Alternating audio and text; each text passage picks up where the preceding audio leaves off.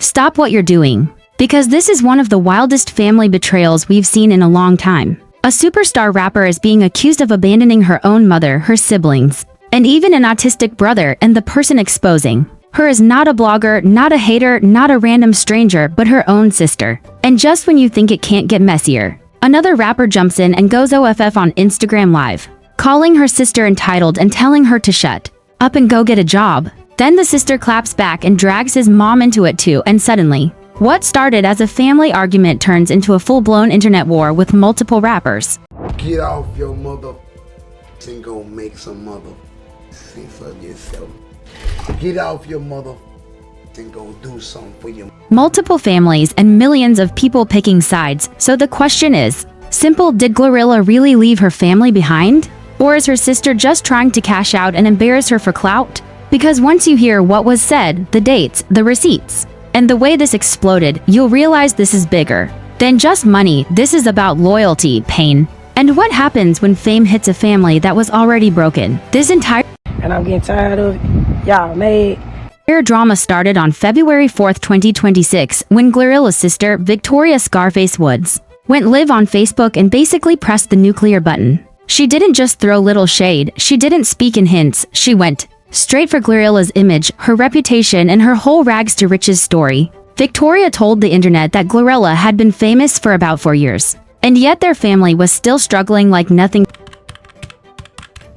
changed. She said their mother was still working at FedEx, still punching the clock like she didn't have a superstar daughter. She said their brother was out there doing DoorDash deliveries. She said another brother, who is autistic, had no support at all. And then she said the part that made everyone's jaw drop: she claimed Glorilla had not sent a dime to help the family, not a single dollar. According to Victoria, Glorilla was living her best life while the family was still stuck in the same stress, the same bills, the same struggle. And what made this go viral instantly was the way Victoria spoke. She didn't sound like someone chasing clout. She sounded angry, hurt, like somebody who had been holding this in for years. She reminded everybody that she and Glorilla grew up in the same house, went through the same poverty, the same roach-filled rooms, the same broken mattresses, and the same hungry nights. Victoria basically said, "You know what we went through. You know how hard it was, and you still don't reach back for us." That's what made people listen. Because it wasn't just about money, it sounded like deep emotional betrayal. Within hours, clips of Victoria's Facebook Live were chopped up and reposted everywhere: X, Instagram, YouTube, reaction pages, the whole internet jumped on it. People started debating the same question everybody always debates when a celebrity gets rich: do you owe your family? Some people were saying, that's her mother, that's her siblings. How could she not help? But others were saying, y'all don't know what her family put her through. Maybe she had to cut them off for a reason. And right when the internet was split down the middle, that's when Finesse2Tymes entered the chat. Now if you don't know who Finesse2Tymes is, he's a Memphis rapper, real street background, real city respect. He and Glorilla also share industry history because they both came up through the XXL 2023 freshman class, so he isn't some outsider. He's close enough to the culture, close enough to Memphis, and close enough to the industry to have an opinion that people take seriously. When Victoria's video started going viral, Finesse didn't just watch quietly. He reposted a clip on his Instagram story and wrote something that shocked everybody. He basically told somebody to tell Glorilla's sister to shut the F up. And that right there was the spark that turned this from a family issue into a rap world spectacle, because once a rapper like Finesse2Tymes speaks on something, now it's not just gossip. Now it's a street conversation. Now it's about hustle, entitlement, loyalty, and respect. And Finesse was not done. That was only the appetizer. The main course came 2 days later. On February 6th, 2026, Victoria showed up on TMZ for a sit-down interview, and that interview changed everything. Because on Facebook Live, Victoria sounded like she was exposing a big situation, like she wanted Glorilla to be held accountable for years of neglect. But on TMZ, Victoria suddenly revealed that all she wanted was $2,500, not a house, not a car, not $100,000, not a monthly allowance. She said she wanted $2,500. And that detail made people's heads spin. Because for a rapper like Glorilla, $2,500 is pocket change. That's a studio session. That's a designer bag. That's one night out. So people started asking, if it's only $2,500, why is this on Facebook Live? Why is this on TMZ? Why is this worldwide? And Victoria didn't stop there, she added emotional pressure too. She said she felt embarrassed in the streets. She described how people recognize her as Glorilla's sister, but she's still walking outside to a Chevrolet Malibu. She made it sound like her life was humiliating compared to Glorilla's. And the internet heard that and instantly picked up a new vibe. Because now it wasn't just about the mother working at FedEx. Now it sounded like Victoria was jealous, or at least resentful. And that's exactly why Finesse2Tymes went live and went completely insane. Right after he saw that TMZ clip, Finesse jumped on Instagram Live and started ranting like a man possessed. He didn't try to be polite, he didn't try to be politically correct, he went straight for Victoria's neck. He told her she had no business going online talking about her sister like that. He said if she wanted money, she should go get it herself. He said she shouldn't be expecting to live off Glorilla's career when she didn't build anything. And then he started listing ways Victoria could make money like he was her life coach. He basically told her, go secure a bag, go hustle. Go do something, stop begging, and the delivery was so raw, so aggressive, and so unfiltered that it instantly became viral content. Clips of Finesse's live started spreading fast. Academics posted it, XXL posted it, reaction channels ate it up, people were quoting his lines, people were making memes. And the reason it hit so hard was because he was saying something a lot of people secretly believe. That some family members only come around when they smell money. That some people feel entitled to someone else's success, that the same people who didn't help you grind will be the first ones to shame you when you make it. Finesse was speaking like the voice of every person who ever escaped poverty and got guilt-tripped by family. But Victoria wasn't the type to fold. She fired back on Facebook and tried to destroy Finesse's credibility. She accused him of not taking care of his own mother. She basically said, "You talking about family and hustle, but you don't even look out for your own mom." And that was a major move because now she wasn't just defending herself. She was trying to expose him too, and it worked. Because it dragged Finesse's mother into the mess, his mom eventually spoke out publicly and defended her son, shutting down Victoria's claims, and at that point, the internet realized this was no longer a sister versus sister issue. This had turned into multiple families fighting in public, multiple lives, multiple interviews, multiple people trying to win the public, and this is where the story gets even crazier. Because Finesse2Tymes didn't only attack Victoria, he started checking everybody who spoke up on the topic. When the game posted online backing Glorilla and saying she wasn't obligated to take care of her family, Finesse called him a hypocrite. He brought up the game's own messy family history and basically said, "Where was this energy when you had your own family drama?" And that's when people realized Finesse wasn't just defending Glorilla. He was defending a principle. His message was simple: nobody should feel entitled to someone else's success, and he said it louder than anyone. Now, to really understand why people reacted so strongly, you have to understand what Victoria actually said about Glorilla. Because her accusations weren't vague, they were detailed. They were specific, and they were personal. Victoria described Glorilla, real name Gloria Woods, as someone who used their shared pain as part of her public story. She said Glorilla goes on interviews talking about struggle, talking about growing up broke, talking about how hard life was, and fans eat it up. Fans love the rags to riches story. But Victoria's point was, you're using our pain to build your brand, but you're not helping the people who actually lived that pain with you. That's a heavy accusation because it frames Glorilla as not just neglectful, but selfish. Like she turned the family's trauma into a business. Victoria also posted online saying they have the same mother and father and there are 10 siblings. She challenged Glorilla publicly, saying, "Call my bluff." She also asked why the media never sees Glorilla's siblings, suggesting Glorilla isn't protecting their privacy, she's erasing them. That's the word that hit hard, erasing. Because if it's true, it means Glorilla doesn't just ignore them financially. She ignores them publicly too, like they don't exist. Then Victoria added another bomb. She claimed their parents were not financially stable at all. She said their father had to borrow $100 from their mother. She claimed she personally had to give their mother $1,800 for rent because Glorilla had blocked her, and that's the type of detail that makes people go, "Wait, blocked her own mom?" Because that's not normal. Even celebrities who don't help their family usually don't block their own mother. So if that part is true, it would suggest something deeper happened behind the scenes. And that's why this story is so dangerous, because the internet is judging based on fragments, a live clip, a TMZ soundbite, and IG rant.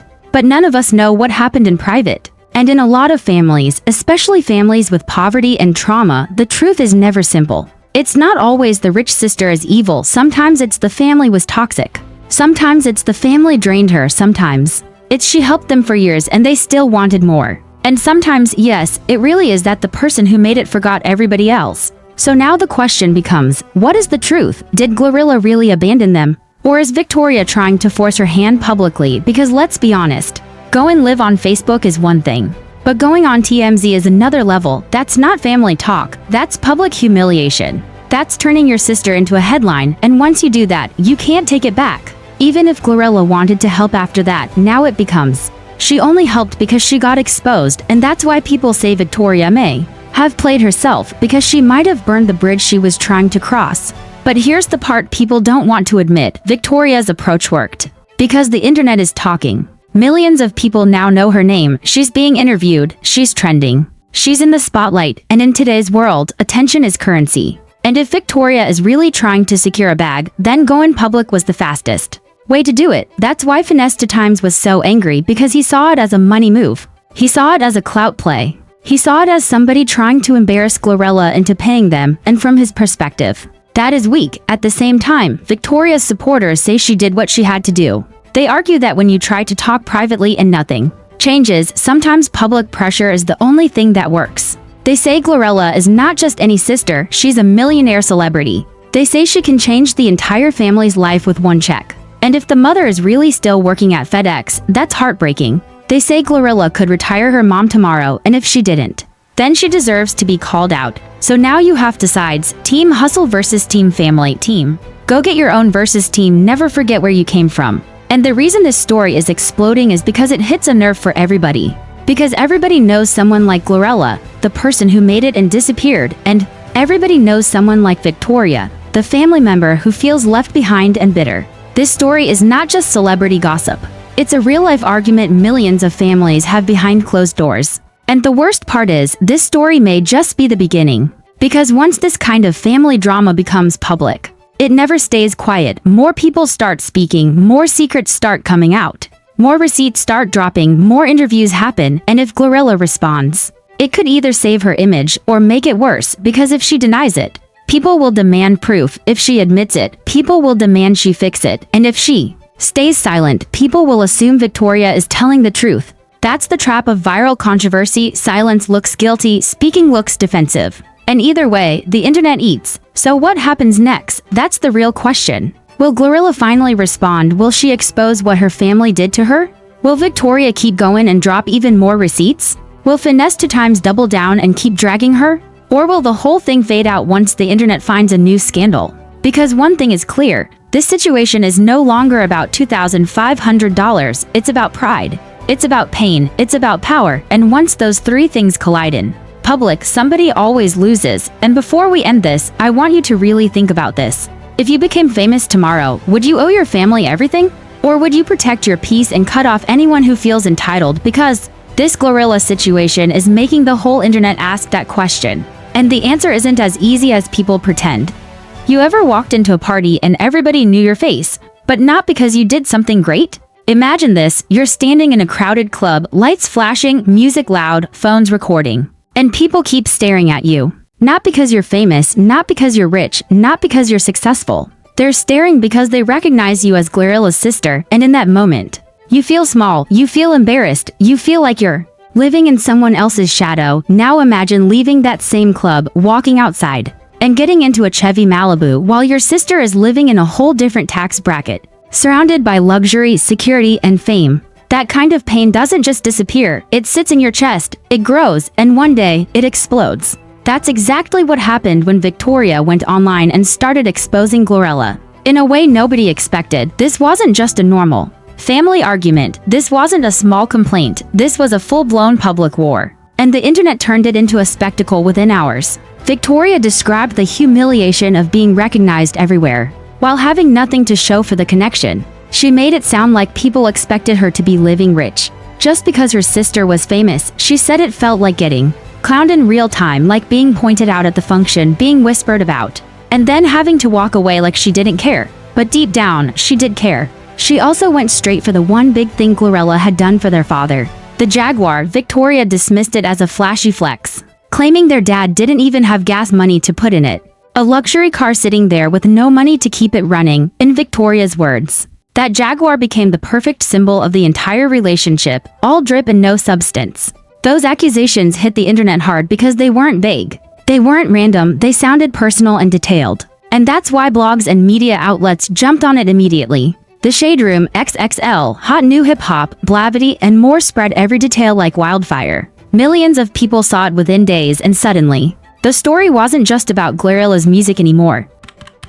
It became a conversation about family, money, loyalty, and whether a celebrity owes their relatives anything. But what really made the situation explode was the fact that Victoria wasn't acting like a bitter sibling. She was positioning herself like a whistleblower, like someone exposing the truth behind a carefully controlled image. Then came the part nobody saw coming. Finesse2Tymes stepped into the drama with full force, but he didn't come in trying to fact-check Victoria's claims. He didn't argue about whether Glorilla bought this or paid for that. Instead, he rejected the entire idea that Glorilla owed Victoria anything at all. He made it clear that fame doesn't automatically come with family debt. His energy was aggressive, raw, and unapologetic. And that's exactly why the internet couldn't look away. Because now it wasn't just sister versus sister, it was turning into an industry-wide debate. And the sides were forming fast. Glorilla, on the other hand, chose a different kind of defense. She wasn't yelling online, she wasn't dragging Victoria with long rants. She started playing chess, not checkers. Her first move was receipts. On February 4th or 5th, 2026.